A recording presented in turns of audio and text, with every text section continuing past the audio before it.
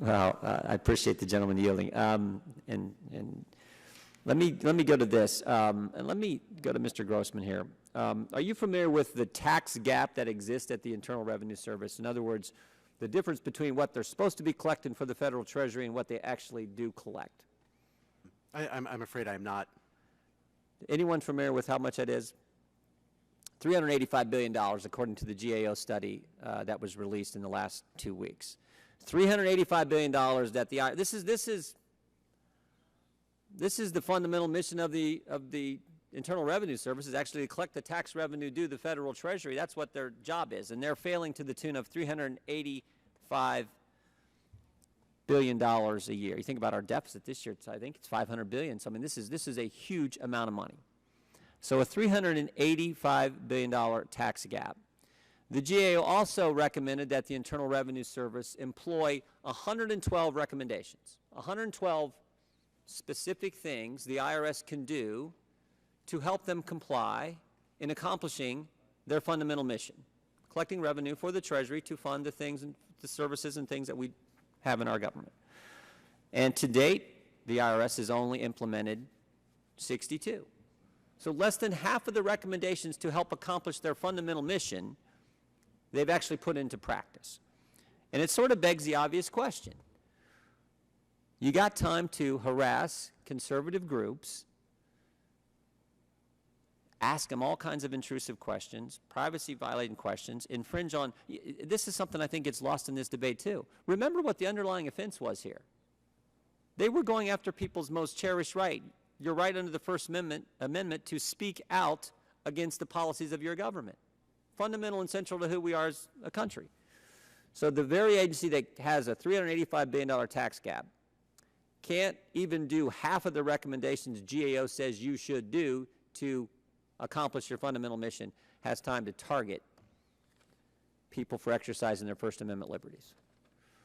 Mr. Bernstein, do you want to comment on any of that? I got a little speech there. I didn't have a question, but I'll let you comment. And I got one other question I want to ask you, too. Go ahead. I could comment briefly because I do discuss this in my book. They were under a lot of pressure also. I don't know that much about Ms. Lerner's own political views except what I've seen in the media, but they had letters from various senators, from congressmen. There was political pressure coming from the White House that after Citizens United, we think this stuff is going to benefit Republicans, and we need to have you guys crack down on it somehow. Yeah, right. Ms. Lerner, she gives this now somewhat famous speech at Duke University where she says, everyone's after us to fix it now. She gave this speech in the fall of 2010. Fix it now meant before the election. The pressure she was getting and letters she was receiving from all kinds of Democrats in the Congress.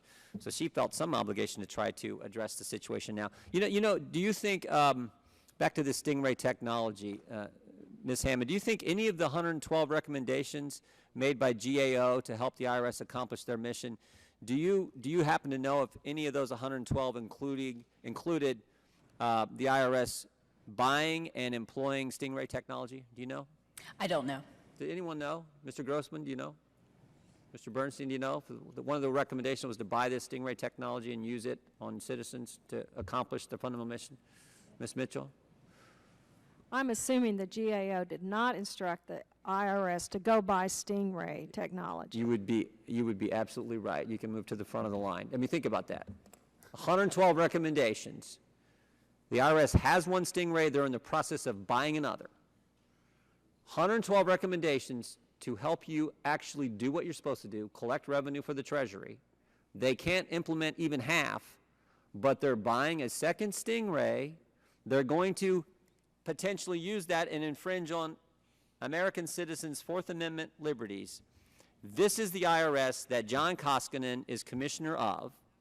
This is the IRS that allowed documents to be destroyed, violating people's First Amendment liberties when the targeting took place, and now using our tax revenue, the limited amount that they're collecting, or actually not limited, a lot of money they're collecting, but not the full amount, to buy technology to infringe on our Fourth Amendment liberties. Again, underscoring why Mr. Koskinen should have articles of impeachment moved forward against him. With that, I yield back, Mr. Chairman.